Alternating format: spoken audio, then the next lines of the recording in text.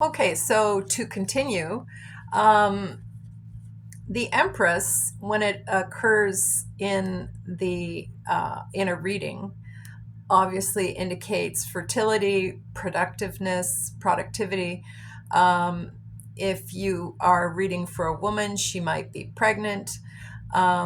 If you are reading for anyone else who is not a birth giver, then or even even a woman who is, you can comment about the productivity of what they're doing, how everything is likely to flourish.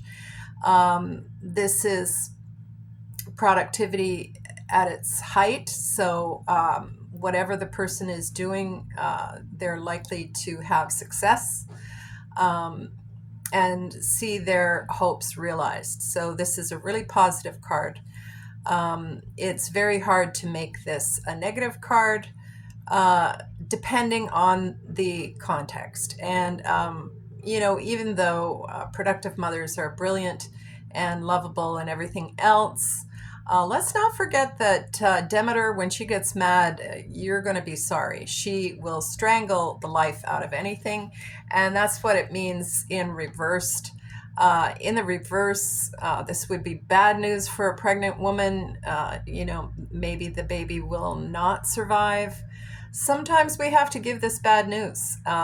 It's not a piece of news I would happily give.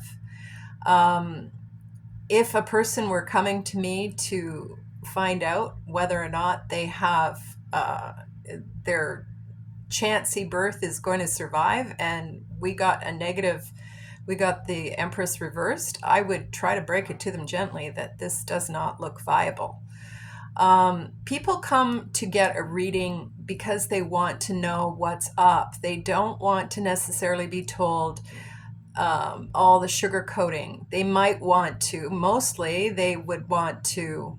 No, I'm not going to say mostly because sometimes they don't want to know the truth. But as a reader, you can say to your client, do you want to hear the truth, or do you want to hear, the most positive spin?